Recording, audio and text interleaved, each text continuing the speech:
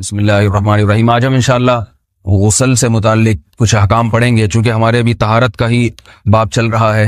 غسل کب فرض ہوتا ہے اور غسل کا طریقہ کیا ہے؟ رسول اللہ صلی اللہ علیہ وسلم نے فرمایا ان اللہ لا یستحی من الحق، اللہ تعالی حق بات کو بیان کرنے سے حیا نہیں کرتے۔ تو غسل کے جو مسائل ہیں ان میں بھی بعض دفعہ کچھ ایسی باتیں آتی ہیں جو بظاہر حیا کے خلاف ہیں، لیکن علم کی ایک بات ہے، سیکھنے اور سکھانے میں حیا اگر کریں گے تو پھر ظاہر ہے ساری زندگی جاہل ہی رہے گا انسان۔ اور غسل کے مسائل سیکھنا اس لیے ضروری ہے کہ غسل جب فرض ہوتا ہے تو جب تک مکمل غسل نہ ہو آپ کی نماز ادا نہیں ہوتی۔ رسول اللہ صلی اللہ علیہ وسلم نے فرمایا الماء من الماء، حدیث ہے کہ غسل فرض ہوتا ہے خواہش نفس کے ساتھ جسم سے منی خارج ہونے سے۔ مرد پہ غسل کب فرض ہوگا؟ جب اس کے جسم سے شہوت کے ساتھ منی خارج ہو۔ منی بالکل سفید رنگ کی چیز ہے، ایک ہوتی ہے مزی۔ شہوت پیدا ہونے سے اگر کسی کے مرد یا عورت کے صرف رطوبت خارج ہونا شروع ہو گئی اس سے غسل فرض نہیں ہوتا۔ جب تک مکمل شہوت پوری نہیں ہو جاتی اور مادہ منویہ خارج نہیں ہو جاتا، چاہے احتلام کی صورت میں ہو یا کسی بھی طرح سے ہو۔ مردوں کے ساتھ چونکہ یہ بہت زیادہ ہوتا ہے، نائٹ فال کی صورت میں مردوں پر غسل کی یہ صورت بہت زیادہ فرض ہوتی ہے۔ جیسے ہی بلوغت ہوتی ہے تو احتلام شروع ہو جاتا ہے، ہفتے میں 1 دفعہ 2 دفعہ 3 دفعہ، بعض نوجوانوں کو روزانہ بھی 2 دفعہ ہوتا ہے، جبکہ خواتین میں یہ والے غسل کی صورت بہت ہی کم ہوتی ہے کہ ان کو نائٹ فال ہو یا اس طرح سے غسل فرض ہو۔ ہزاروں میں کسی ایک عورت کے ساتھ ایسا ہوتا ہے۔ ایک صورت تو یہ ہے غسل فرض ہونے کی۔ دوسری صورت کیا ہے کہ جب انسان اپنی زوجہ کے ساتھ ملاپ کرے اور انٹرکورس ہو جائے، چاہے اس صورت میں ڈسچارج دونوں میں سے کوئی ہو یا نہ ہو، لیکن دونوں پہ غسل فرض ہو جائے گا، مرد پہ بھی اور عورت پہ بھی۔ یہ تو مردوں کے غسل کے فرض ہونے کا ہے۔ مردوں کے غسل میں ایک چیز یہ بھی ہے کہ اگر آپ نے رات کو نیند کی اور صبح آپ اٹھے اور آپ نے کپڑوں پہ نشان دیکھا، اب آپ کو یہ پتہ نہیں چل رہا کہ یہ منی کا نشان ہے یا مزی کا ہے، تو بھی آپ پر غسل کرنا فرض ہے۔ یہی سمجھا جائے گا کہ یہ آپ خواب میں ڈسچارج ہوئے ہیں۔ عورت پر جو غسل فرض ہوتا ہے ایک اور صورت میں ہوتا ہے کہ جب خواتین کو ایام آنا بند ہو جاتے ہیں، حیض یا نفاس سے جب پاک ہو جائیں تو بھی ان پہ غسل فرض ہے۔ یہ تو غسل کی فرضیت سے متعلق احکام تھے۔ کچھ چیزیں ایسی ہیں جن میں غسل سنت ہے، فرض نہیں ہے۔ جمعہ کے دن غسل کرنا رسول اللہ صلی اللہ علیہ وسلم نے بہت زیادہ تاکید کی ہے۔ سنت کی 2 قسمیں ہیں، سنت مؤکدہ اور سنت غیر مؤکدہ۔ مؤکدہ وہ ہوتی ہیں کہ جن کو چھوڑنے کا اگر کوئی معمول بنا لے تو گناہ کا خطرہ ہے اور ایسا شخص قابل ملامت ہے، اسے شریعت ملامت کرتی ہے، برا بھلا کہتی ہے۔ تو غسل سنت مؤکدہ ہے ہفتے میں 1 مرتبہ، چاہے جمعے کے دن ہو یا کسی بھی دن ہو۔ جو مسلمان ہفتے میں 1 دفعہ بھی نہیں نہاتا، وہ کتنا ہی نیٹ کلین ہو، مگر شریعت کی نظر میں وہ قابل ملامت ہے، اسے تانے دینے چاہیے کہ شرم نہیں آتی ہو مسلمان مگر رہتے ہو بھنگیوں اور چماروں کی طرح۔ ملامت تو اسی کو کہتے ہیں نا۔ اس کی دلیل رسول اللہ صلی اللہ علیہ وسلم نے فرمایا، صحیح حدیث ہے، حق علی کل مسلم ان یغتسل کل اسبوع مرۃ، کہ ہر مسلمان پر لازم ہے کہ وہ ہفتے میں کم از کم 1 مرتبہ غسل کرے۔ ہر مسلمان پر لازم ہے، چاہے اس پہ غسل فرض نہ بھی ہو۔ اور کس دن بہتر ہے؟ جمعہ کے دن۔ نبی صلی اللہ علیہ وسلم نے حکم دیا ہے کہ جمعے کے دن غسل کیا جائے۔ امام احمد ابن حنبل کا مذہب یہ ہے کہ جمعے کے دن غسل کرنا واجب ہے، صرف سنت نہیں ہے بلکہ واجب ہے، لیکن جمہور کا مذہب یہ ہے کہ سنت عمل ہے۔ غیر مسلم جب اسلام قبول کرتا ہے تو اس وقت بھی اس کے لیے غسل کرنا سنت ہے۔ جب ہم مردے کو نہلاتے ہیں تو جو مردے کو نہلائے اس کے لیے بھی خود غسل کرنا افضل ہے، سنت عمل ہے۔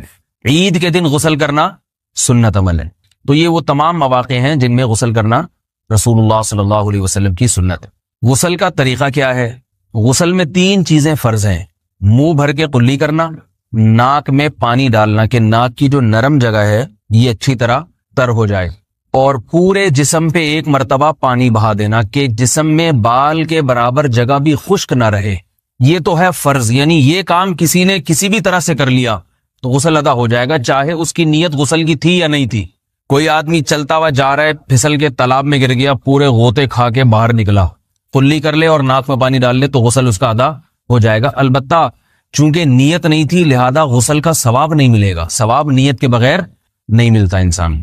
دلائل اس کے الگ موضوع ہے کہ اس کی دلیل کیا ہے کہ بغیر نیت کے بھی غسل ہو جاتا ہے، لیکن میں نے بتایا دلائل کا سیشن نہیں ہے، اس میں پھر بات لمبی ہو جائے گی۔ تو یہ تو ہے فرض، پورے جسم پہ پانی بہانا، قلی اور ناک میں پانی۔ سنت طریقہ کیا ہے؟ رسول اللہ صلی اللہ علیہ وسلم غسل کیسے کرتے تھے؟ سنت طریقہ جس پہ جو اختیار کرنا چاہیے وہ طریقہ یہ ہے کہ جب آپ غسل کے لیے بیٹھیں تو سب سے پہلے وہ جگہ دھوئیں جہاں نجاست اور ناپاکی لگی ہوئی ہے. نائٹ فال ہوا، کسی کو احتلام ہوا، تو جہاں جہاں گندگی لگی ہے پہلے اس جگہ کو دھوئیں. استنجا کریں، شرمگاہ کو دھوئیں اچھی طرح. سمجھ رہے ہیں بات کو؟ اس کے بعد ہاتھ دھوئیں اور مکمل وضو کریں جیسے ہم عام حالات میں وضو کرتے ہیں. مکمل وضو کرنے کے بعد دائیں کندھے پہ پانی ڈالا، لیفٹ سائڈ پہ پانی ڈالا. پہلے زمانے میں تو چلو سے غسل ہوتا تھا، ہاتھ دھو لیے تو اب چلو سے پانی لے کے یہاں ڈالا جا رہا ہے، چلو سے پانی لے کے یہاں ڈالا جا رہا ہے، پورے جسم پہ ملا جا رہا ہے، اور چلو سے پانی لے کے 3 دفعہ سر پہ ڈالا جا رہا ہے. تو آج کل چلو ولو تو ہے نہیں، شاور کے نیچے جا کے کھڑے ہو جاتے ہیں. تو اس میں یہ کہ شاور کھولے اس میں کھڑے ہو جائیں، سارے چلو اس میں خود بخود ہی ہو جائیں گے، پورے جسم پہ پانی بہہ جائے گا. نبی صلی اللہ علیہ وسلم کے دور میں یہ جدید چیزیں نہیں تھیں، شیمپو اور صابن. تو آپ صلی اللہ علیہ وسلم بیری کے پتوں سے غسل کی ترغیب دیا کرتے تھے. بیری کے پتوں کو اگر پانی میں پکایا جائے تو پانی میں میل کچیل صاف کرنے کی صلاحیت بہت بڑھ جاتی ہے. ہمارے زمانے میں اس تکلف کی ضرورت نہیں ہے، صابن ملتے ہیں اس سے نہایا کریں. بہرحال کہنے کا مقصد یہ آپ لوگوں سے، تو یہ سنت طریقے سے غسل ہو جائے گا آپ کا. سمجھ رہے ہیں بات کو؟ سب سے پہلے استنجا کیا، اس کے بعد وضو کر لیا، اس کے بعد غسل کر لیا. اگر کسی نے غسل میں وضو نہیں کیا اور ویسے ہی پورے جسم پہ پانی بہا دیا تو بھی اس کا وضو خود بخود ہو جائے گا. اس غسل سے وہ نماز پڑھ سکتا ہے، کیونکہ بعض لوگ غسل کرنے کے بعد دوبارہ وضو کر رہے ہوتے ہیں. اس کی ضرورت نہیں ہے، کیونکہ جب غسل کرتے ہیں تو وضو والے اعضاء تو خود بخود اس میں دھل جاتے ہیں. یہ ہے غسل کا طریقہ. وضو کیسے ٹوٹتا ہے؟ جن چیزوں سے غسل فرض ہوتا ہے ان چیزوں سے وضو تو بہرحال ٹوٹتا ہی ہے. اس کے علاوہ بھی وضو ٹوٹتا ہے. اس سے پچھلے لیکچر میں نے کچھ تفصیل بتائی تھی کہ نجاست جسم سے کہیں سے بھی خارج ہو جائے یا نجاست نکل کے بہہ پڑے. اگر قضائے حاجت کی جگہوں سے نجاست خارج ہوئی ہے تو نظر بھی آ جائے وضو ٹوٹ جائے گا، اور قضائے حاجت کے علاوہ جگہوں سے اگر نجاست خارج ہوئی ہے، خون وغیرہ ہے جیسے، تو جب تک نکل کے بہے گا نہیں تو اس وقت تک وضو نہیں ٹوٹے گا. سمجھ رہے ہیں بات کو؟ وضو کا طریقہ کیا ہے؟ سب سے پہلے دونوں ہاتھوں کو دھویا جائے، 3 دفعہ کلی کی جائے، مسواک کی جائے، 3 دفعہ ناک میں پانی ڈالا جائے. پھر پورے چہرے کو، پیشانی یہ جو ہے جہاں سے پیشانی ہماری شروع ہو رہی ہے اور تھوڑی کے نیچے، تھوڑی جہاں ختم ہو رہی ہے، اور ایک کان کی لو سے دوسرے کان کی لو تک 4 اعضاء ہیں وضو میں دھونا فرض ہیں. 1 چہرہ، نمبر 2 بازو، نمبر 3 سر کا مسا، چوتھائی سر، اور نمبر 4 پاؤں کو دھونا.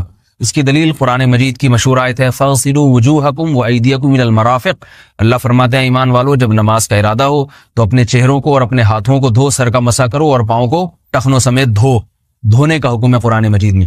البتہ سر کے بارے میں یہ نہیں آئے پورے سر کا مسا کرو، بلکہ آ رہا ہے وَامْسَحُوا بِرُؤُوسِكُمْ. با کا لفظ ہے، با آتی ہے تبعیض کے لیے کہ سر کے بعض حصے کا مسا. اب بعض حصے کا قرآن حدیث میں کہیں تذکرہ نہیں ہے، تو اس میں فقہاء کرام کے اجتہادات ہیں. امام شافعی فرماتے ہیں تھوڑا سا بھی ٹچ کر لیا سر کو ہو جائے گا. امام ابو حنیفہ فرماتے ہیں نہیں، کم از کم 1/4 کا ہونا ضروری ہے. سب کے اپنے اپنے دلائل ہیں، ان دلائل میں نہیں جاتا. فقہ حنفی کو جو فالو کرنے والے ہیں تو ان کو چاہیے کم از کم 1/4 سر کا مسا، یہ فرض ہونے کے لیے ضروری. مگر سنت کیا ہے؟ پورے سر کا مسا. نبی صلی اللہ علیہ وسلم دونوں ہاتھوں کو بھگو کے پورے سر کا مسا کرتے تھے ایسے. سمجھ رہے بات کو؟ اور مسا کے جو یہ ٹیکنیکل طریقے ہیں کہ آپ یوں پہلے